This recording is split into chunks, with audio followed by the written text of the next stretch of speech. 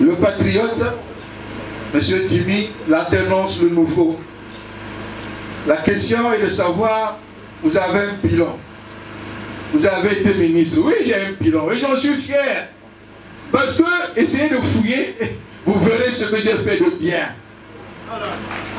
Aujourd'hui, je disais que j'ai lu récemment, je crois le 17 décembre, la Banque africaine de développement venait de signer un accord de prêt de près de 187 millions d'euros pour le Congo. Mais parmi les conditionnalités figure le recensement biométrique des agents de l'État. Mais derrière moi, ce recensement avait été suspendu. Quand j'étais ministre de la fonction publique, avec l'aide de la BAD, j'étais parti négocier un financement à Kinshasa au siège de la BAD. Avec l'aide aussi de la Banque mondiale, j'ai attaqué le recensement biométrique. J'ai acheté des mallettes d'identification biométrique d'administration d'administration. J'ai mis les serveurs.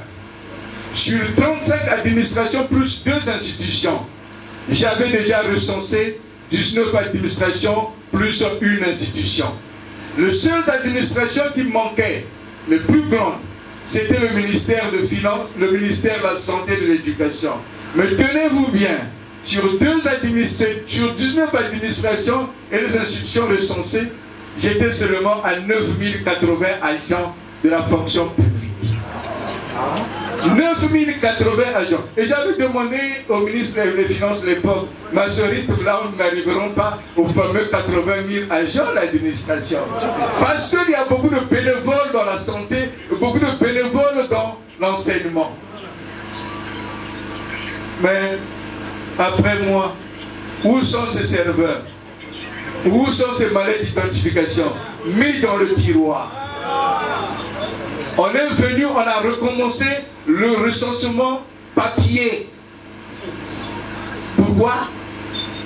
Quand me disent pourquoi, quand je l'ai entendu, j'ai appelé les conseillers du Premier ministre. J'ai dit pourquoi vous faites ça? L'État est une continuité. Les équipes de recensement qui étaient avec moi sont encore au ministère. Appelez-les. Les mallettes d'identification là, tout est dans les serveurs. Continuez ce que nous avons fait. J'avais déjà commandé des cartes des agents civils de l'État, des cartes biométriques, avec des imprimantes sous mon règne. Chaque administration, chaque ministère devait gérer son personnel. Le ministère de la fonction publique devait se débarrasser de la gestion du personnel et penser aux grands agrégats comme la lutte contre la corruption. Oui, parce que la charte africaine sur les principes et les valeurs de l'administration nous dit que c'est la responsabilité du ministre de la fonction publique de lutter contre la corruption dans les administrations en créant un partenariat public-privé. Chaque administration devait être accolée à une association de solidarité active pour être le lien entre l'administré et l'administrateur, afin de suivre la corruption, de la dénoncer. Et pourquoi on ne le fait pas? Pourquoi après moi on ne le fait pas? Je suis fier de ce que j'ai commencé. Avec moi, nous avons lancé la gestion axée sur les résultats, financée par la Banque mondiale, avec l'aide du PRCTG, de la BAD. Et 8 administrations sous ma tutelle avaient été déjà mises dans le programme. Où est la gestion axée sur les résultats? Le Rwanda était en retard par rapport à nous. Quand j'étais là, le Rwanda était en retard. J'avais demandé, avec l'aide d'Airbus et d'autres techniciens, de mettre un observatoire de l'administration publique et de la gestion foncière, urbaine et agricole. Cet observatoire, quand je suis parti demander l'autorisation d'aller défendre ce dossier, l'autorisation m'a été refusée. J'étais à l'époque président du comité technique numéro 8 de l'Union africaine en charge de la fonction publique, de l'urbanisme, d'un peu de tout. J'ai défendu je portais ce dossier. Mais après moi, ce dossier est parti au Rwanda. Le Rwanda a mis en place cet observateur qui fait les merveilles du Rwanda. Vous voulez mon bilan? Vous voulez mon bilan? Je suis fier. Je suis fier. Sous moi, j'ai mis en place toutes les structures de l'administration publique. La Commission nationale de la réforme de l'État, je l'ai mise en place. La commission qui s'occupe d'organiser le concours d'entrée dans l'administration, j'ai mis en place.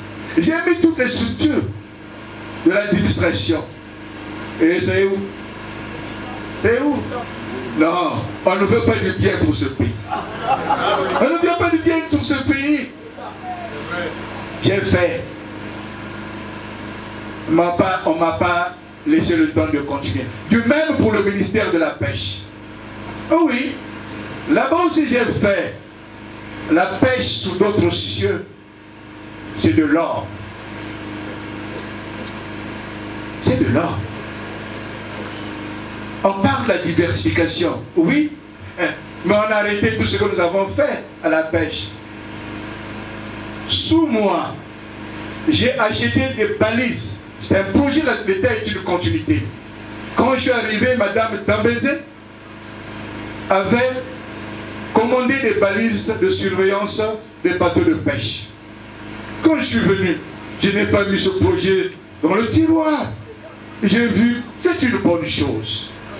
Parce que j'ai trouvé en cela un formidable levier de financement pour les artisans de la pêche et pour l'aquaculture, afin de donner à la pêche maritime un repos biologique.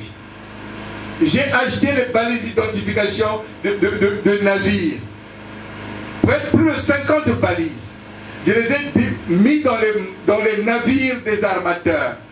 De façon que le ministre, là où il est, dans son bureau, regarde quels sont les navires qui partent pêcher dans les zones de reproduction, les zones interdites.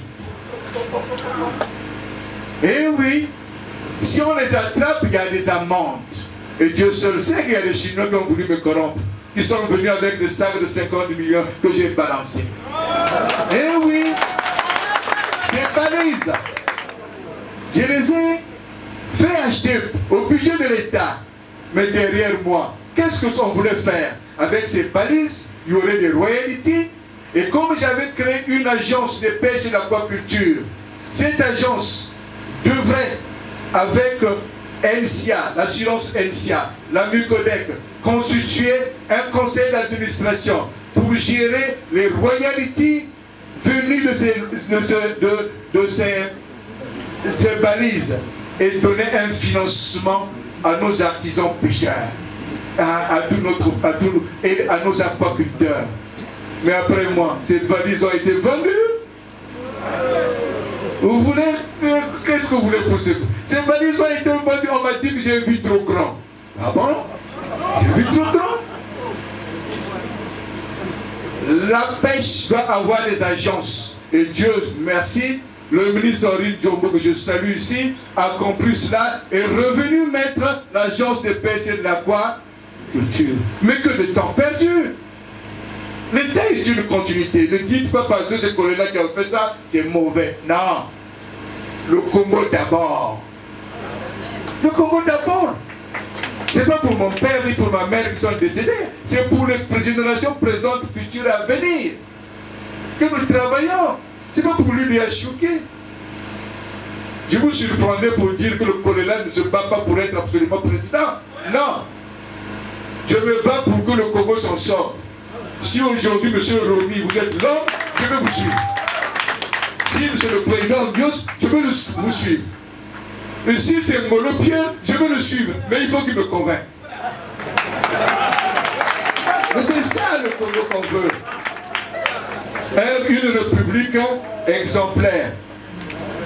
Quand j'étais ministre de la Pêche, vous voulez mon bilan, j'ai dit aux pétroliers, autour de vos plateformes, il y a un périmètre de 500 mètres qui est interdit aux artisans pêcheurs. Ils ne peuvent pas rentrer dans ce périmètre pour pêcher, alors que les poissons se cachent là. C'est un manque à gagner pour mes artisans pêcheurs. Je les ai tous convoqués à Pointe-Noire.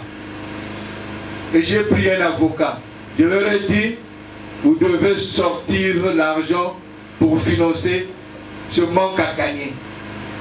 Ce manque à gagner doit aller à un fonds pour financer les artisans pêcheurs, financer toute la filière de pêche. Ils avaient accepté, mais après moi, est-ce qu'ils ont continué? Non. Ils n'ont pas continué. Mon bilan, je suis fier de mon bilan.